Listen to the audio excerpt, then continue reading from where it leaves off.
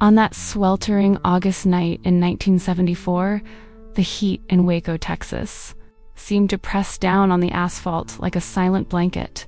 The streets were nearly deserted when Anna Caldwell, a 19-year-old girl, left her shift at the small tailor shop Bright Stitch. It was her first steady job, and as she did every day, she carefully folded her uniform, tucked it into her floral cloth bag, and said goodbye to the manager with a shy smile. Outside, the yellowish streetlight reflected off her pale yellow Chevrolet Nova, her pride and her trusted companion on the road. Anna always drove with her window halfway down. She liked feeling the warm air against her face while the radio played soft, romantic tunes. On her way home, she stopped at the Gulf gas station off Highway 84. The attendant would remember her for decades. A young woman in a floral dress, a gentle smile, and a simple sentence, "Just a Coke. I'm going home to have dinner with my mom." It was the last time anyone saw her alive. Moments later, the car headed toward the Bosque River Bridge, along a road lined with dry fields and gnarled trees. No one heard screams, no tires screeched on the asphalt, only the steady chorus of crickets and the distant murmur of water.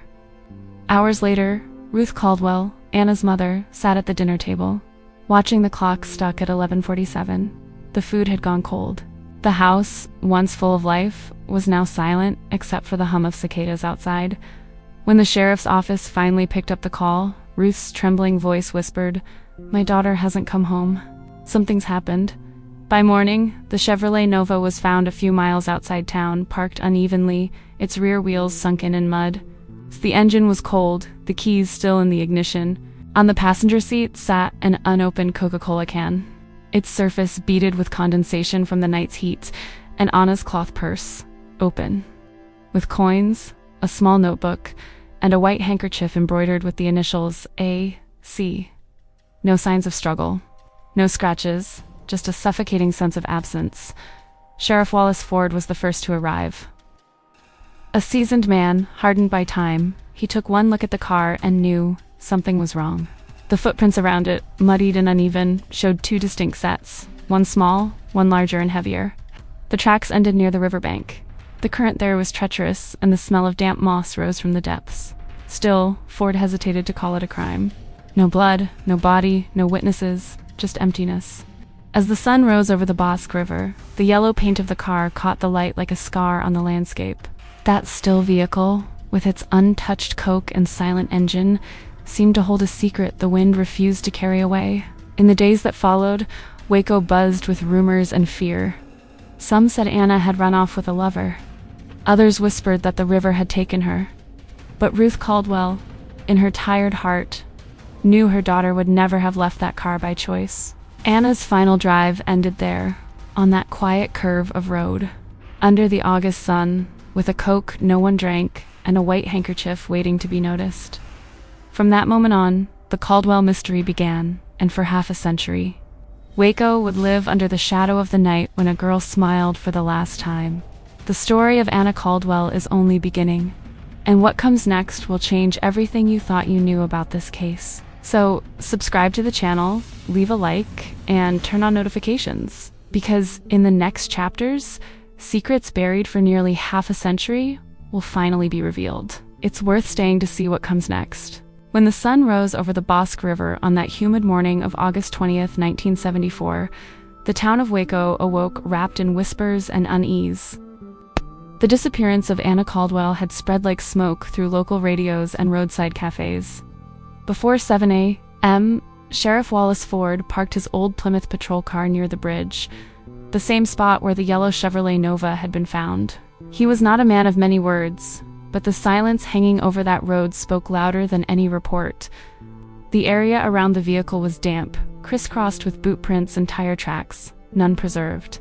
The small Bell County police force had never handled a high-profile disappearance. With no barriers, no cordons, the scene soon became a spectacle of curiosity.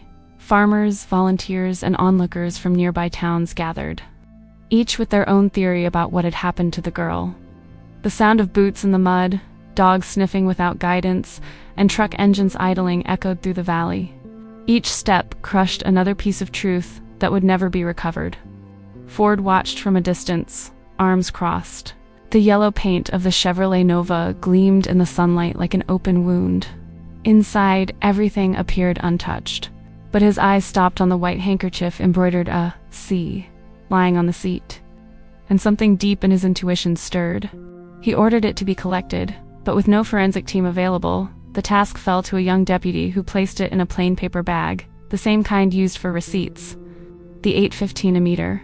Report read, "No signs of struggle." But what wasn't written would haunt the investigation for decades. 2 sets of footprints near the driver's door. One clearly male, one smaller, partially erased by the officers themselves. By noon, the temperature neared 104 degrees Fahrenheit. Men drenched in sweat dug at the embankment, with shovels and sticks while the dogs barked aimlessly. One sniffed near the riverbank, but was quickly called away by a crowd desperate to help. The lack of control turned the site into a trampled wasteland where truth was buried beneath confusion and ego. Sheriff Ford, an old-school man who believed in instinct and observation, now found himself defeated by a system too small for the weight of a crime. No cameras, no proper tools, no state support. The radio crackled more than it transmitted. Every phone call brought pressure. "Should we close it as a voluntary disappearance?" the county administrator asked. Ford said nothing. He just stared at the horizon, where the river twisted quietly, hiding its secrets. When the car was finally towed, the tires spun with a metallic groan, splattering mud everywhere. Children watched from the roadside, laughing, as amateur photographers snapped pictures with disposable cameras. A place that should have been sacred for truth had become a sideshow. By nightfall, the scene was already contaminated beyond repair. Footprints mixed, mud churned, and the air heavy with failure. Back at the station, the air conditioner wheezed. Ford sat alone, Polaroids spread across his desk. One showed the Nova leaning near the riverbank, sunlight flaring across the frame. Another captured the passenger seat, the Coke can, the white handkerchief still there. None sharp enough for forensics. "Take new photos tomorrow," he ordered. But tomorrow never came. The car was released to the family 3 days later. The final report, dated August 23rd, was short and cruelly impersonal. Vehicle in good condition. No signs of foul play. Classified as voluntary disappearance. Case closed. With one signature, the truth was buried, alongside the smell of gasoline and the dust of lost evidence. As the paperwork piled high, the Bosque River kept flowing, indifferent. The same river that could have told the story now guarded what men refused to see. And so the first investigation ended, not with answers, but with the muffled sound of a door closing. The search for Anna Caldwell hadn't failed from lack of clues. It failed from haste, negligence, and fear of confronting power. Waco moved on, and the file grew cold. The embroidered handkerchief rested in a cardboard box, the last fragment that still carried the echo of that night. But time, patient and relentless, was waiting. What negligence buried, time would one day unearth, along with the name of the one who should have been found long ago. When the final report was signed and the case archived as voluntary disappearance, Anna Caldwell's name slowly vanished, first from the newspapers, then from conversations, then from memory. Within months, Waco returned to its routine. Traffic once again crossed the bridge over the Bosque River. The Gulf Station reopened under new management. Sheriff Wallace Ford boxed file number 74 and left it in the damp evidence room that smelled of rust and mildew. On the lid, he wrote in red pen, "Number 74, Caldwell. A. Missing person, August 1974. That note would become the only physical remnant of collective failure. In the following years, Texas changed. New roads, new sheriffs, new promises. But the Caldwell file stayed in its dark corner, gathering dust. The station remodeled, painted, digitized records, but never that one. It was a silent monument to the mistake no one wanted to face again. In 1978, Ruth Caldwell sold the house where she had waited for long years for her daughter. She took the yellow Chevrolet Nova, now covered with a blue tarp, as if it were a shrine.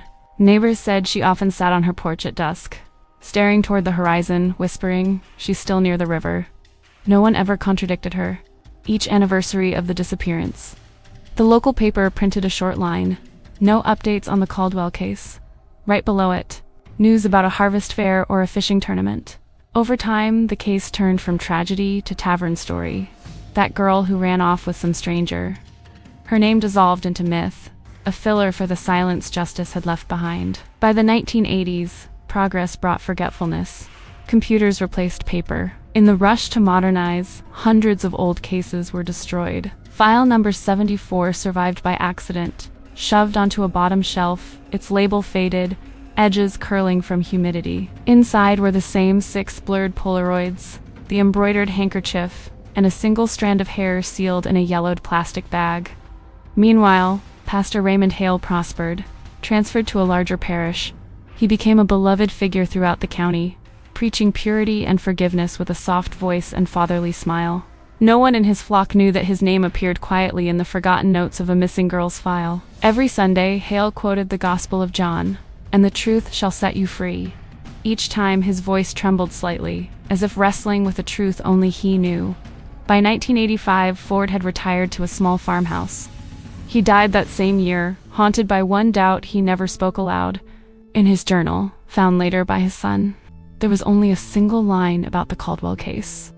Something in that pastor's eyes kept me awake at night. The 1990s brought another wave of change. The digital age, and with it, the promise that nothing would ever be lost again. Ironically, that progress almost erased Anna forever. During an evidence transfer, many files molded or disintegrated. File number 74 was placed in the non-criminal section by mistake. An intern scribbled on the lid in blue ink, "Old Missing Girl, 1974." And, as if destiny itself conspired, the ink began to fade. Generations of new officers came and went, unaware of who Anna Caldwell was. Her case was just another line in a forgotten registry. The handkerchief, the strand of hair, Ford's notes, relics from another century. Meanwhile, on the banks of the Boz, gay nature reclaimed the crime scene. The bridge aged, the grass grew, the current shifted slightly, birds nested again. The wind no longer smelled of gasoline or fear. The crime, like the body, became part of the landscape. By the 2000s, when Texas formed its first cold case units, Caldwell's name wasn't even on the list. In 2015, when files were digitized, her case, labeled non-criminal, was skipped. The past had once again been buried. And yet, in Temple, an old man still climbed the steps of a small church every Sunday. Reverend Raymond Hale, 67 now, spoke more slowly, preached less often, still with that same serene tone. On his wrist, the same silver watch he'd worn decades earlier. No one imagined that, deep inside an old evidence room, a strand of hair and a handkerchief with his fingerprints slept side by side with the truth. It took 48 years for time, weary of silence, to finally reopen the wound. In 2022, investigator Aaron Mills stepped into the basement of Bell County's old sheriff's office. The air smelled of mold and metal. In the far corner, half buried in dust, he found a nearly colorless box. The fading letters read, "Number 74 Caldwell." He lifted it gently, brushed off decades of grime, and broke the brittle seal. Inside, time was waiting, intact. The silence of the Bosque River was about to speak. The basement smelled of rust, old paper, and regret. It was early March 2022. Investigator Aaron Mills descended the metal stairs with a flashlight in one hand and a list of archive codes in the other. The assignment sounded routine. Review forgotten cases for the new Texas Cold Case Review program. But what he found would be more than a case. It would be an echo. Among hundreds of stacked boxes, one drew his attention. Nearly erased, red ink faded, edges frayed. On the side, number 74, Caldwell, A, minus 1974. He broke the seal. Inside were 6 blurred Polaroids, a white embroidered handkerchief, a strand of hair caked with mud, and Sheriff Ford's old report closing the file as no crime indicated. Mills read every line slowly, tracing each word like footsteps through time. Car in good condition. No signs of violence. Local pastor volunteered in search. Raymond Hale, Waco Baptist Church. The name struck him. A man of God, the first to touch the evidence. He held up the strand of hair with tweezers. 48 years old, fragile yet preserved. "Let's test this," he whispered. At the Austin Forensics Lab, technology Ford never dreamed of hummed to life. The DNA extraction began. While he waited, Mills dug deeper, through digitized newspapers, church registries, microfilm archives. The name Raymond Hale kept resurfacing. Sermons, awards, fundraisers, photos of smiles. But beneath the sanctity, a pattern emerged. 2 other disappearances, 1972 and 1975. Same region, same victim profile, same silence. 2 weeks later, an email arrived. Subject: DNA match Caldwell case. Sample number 1, handkerchief A. C. Female DNA victim plus male DNA identified with 99.99987% certainty as Raymond Hale. Born 1948, resident of Temple, TX. The past had found its voice. T was a gray morning in July 2022 when investigator Aaron Mills decided that the time for doubt had ended. After months of reviewing reports, reconstructing routes, and chasing ghosts through digital archives, the dossier was ready. Every page weighed like a verdict. Compatible DNA, restored photographs, conflicting timelines, a hand-drawn map of the Bosque riverbank, and the old handkerchief marked AC, now sealed inside a sterile envelope. He looked through the window. The Texas sky was heavy with clouds, as if the land itself held its breath. On the other end of the phone, District Attorney Linda Graham read the report in silence. "Are you certain, Aaron?" she finally asked. "As certain as the blood this man left on that handkerchief 48 years ago." That afternoon, the judge signed a search and arrest warrant for Reverend Raymond Hale, now 74. Still active in small local ministries, the man remained a symbol of grace and redemption. The same man whose DNA had been found beside Anna Caldwell's. The convoy left just after 4. 3 patrol cars, 1 forensic unit, and a silence so thick it felt alive. When they arrived, the sun was sinking behind the trees. The pastor's house was modest but immaculate. Flowers on the porch, clean curtains, a Bible open on the table. When the bell rang, Hale appeared smiling, polite as ever, the same smile Waco had learned to trust. "Good afternoon, Reverend," Mills said calmly, Texas Department of Justice. "We need to talk." For an instant, the old man's eyes flickered. Then came a faint nod. "Of course. I have nothing to hide." Agents spread through the house, gloved hands opening drawers, lifting floorboards, checking the garage. In the basement, between dusty film reels and church tapes, an officer found a small, unmarked metal canister. Mills picked it up carefully. The faded label read, handwritten, "Camp Retreat -1974. Inside was an 8mm film, still intact. They set up a portable projector on the kitchen table. The wall flickered to life. Children playing, choirs singing, a sunny afternoon. Then a sudden cut, the yellow Chevrolet Nova parked by the roadside.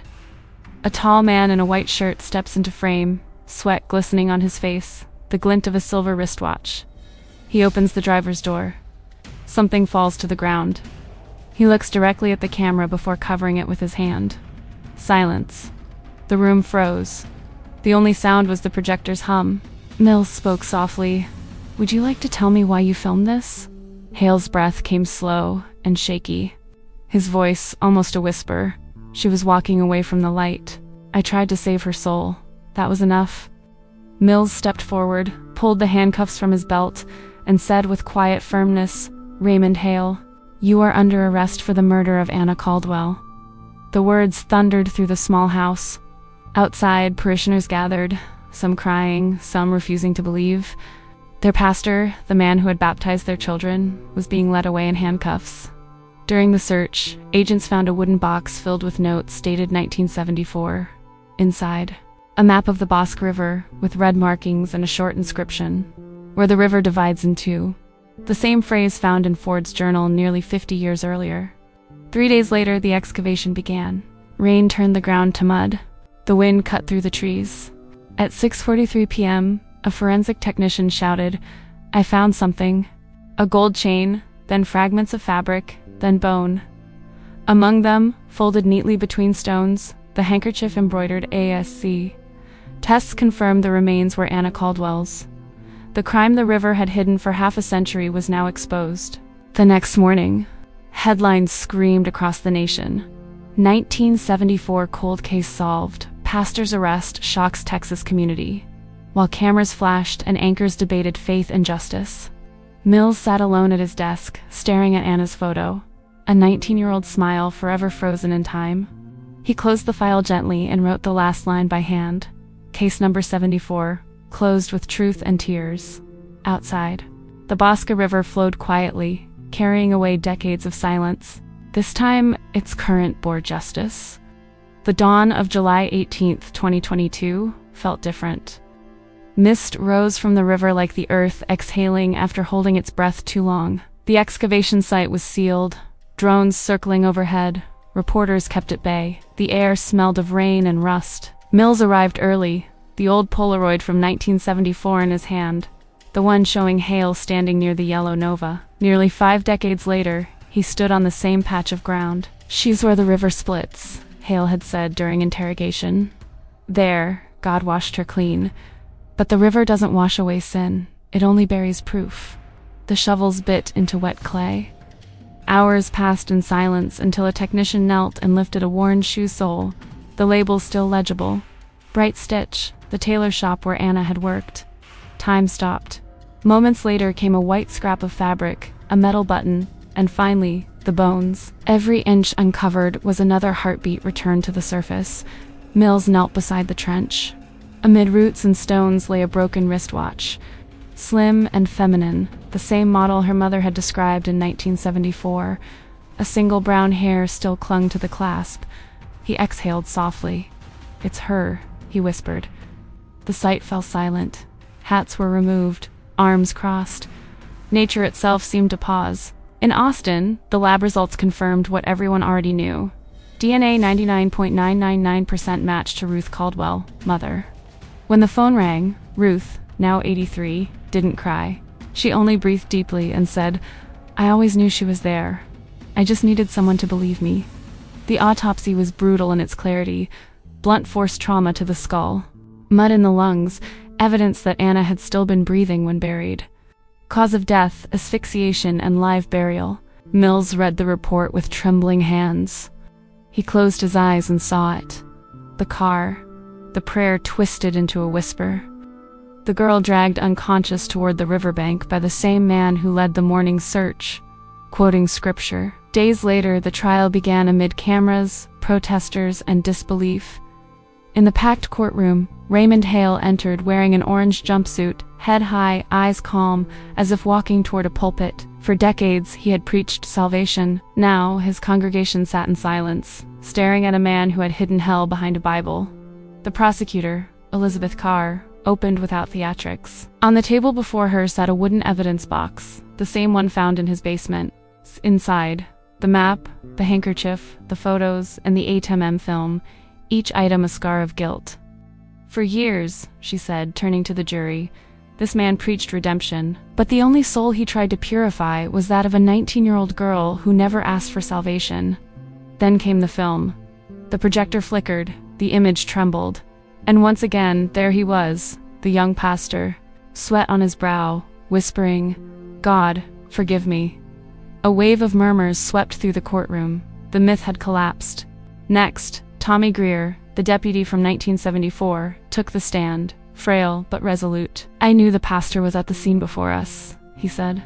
"When I asked why, they told me to keep quiet. 'Don't touch the man of God,' they said. And that's how we buried the truth."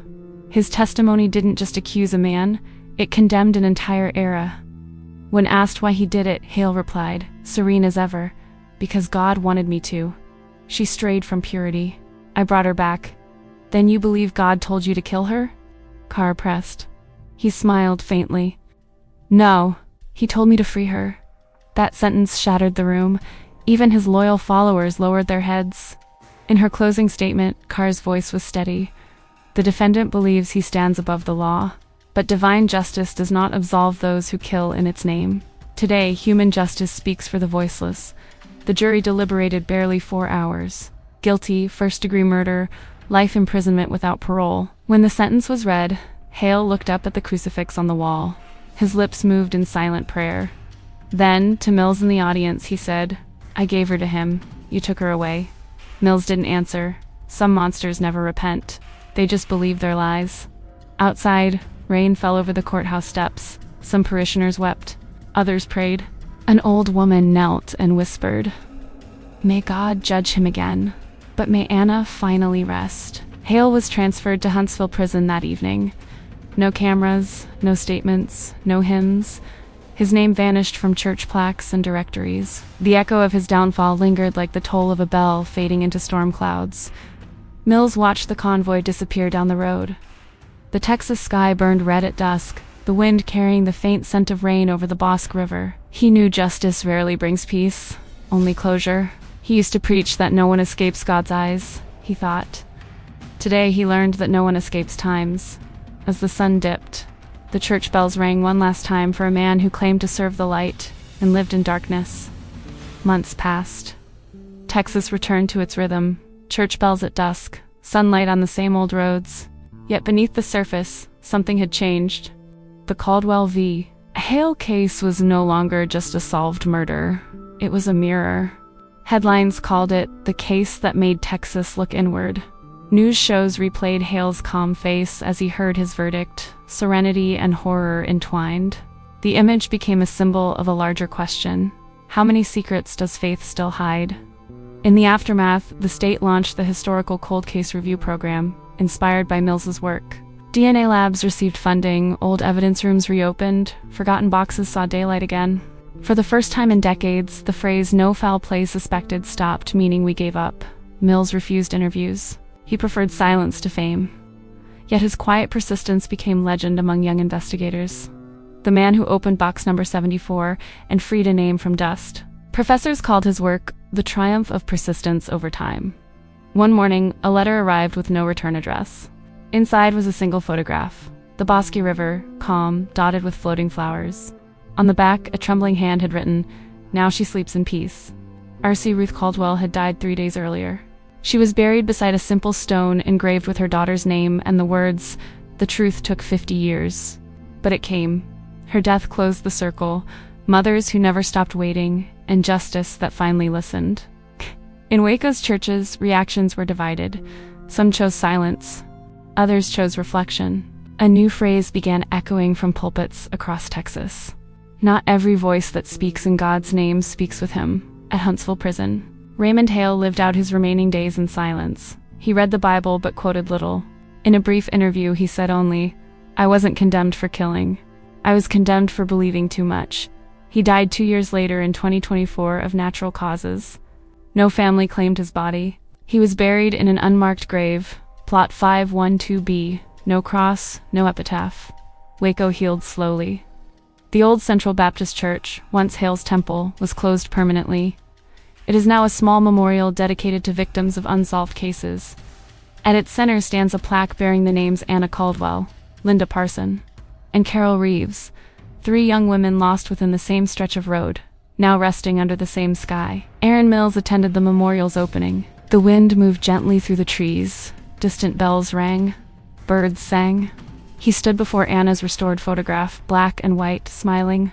Beneath it, an inscription read, "May truth be as eternal as faith that refuses to be silent." He touched the marble lightly, imagining for a moment the sound of a yellow Nova driving down the 1974 highway. Then he turned toward the river. The water that once concealed a crime now reflected open skies, clear, unhidden, honest. In the following months, documentaries, podcasts, and films told the story. Each ended with the same line from Mills's final report. Justice has no haste, but it never forgets. And so, the Caldwell case ceased to be merely a tragedy. It became a living reminder of the power of time, truth, and human courage against oblivion. As the sun set over Texas, the Bosque River flowed steadily between its banks, a line dividing past and present. And for those who stopped to listen carefully, the murmur of the water seemed to whisper the lesson that took half a century to learn: truth, no matter how long it hides, always rises to the surface.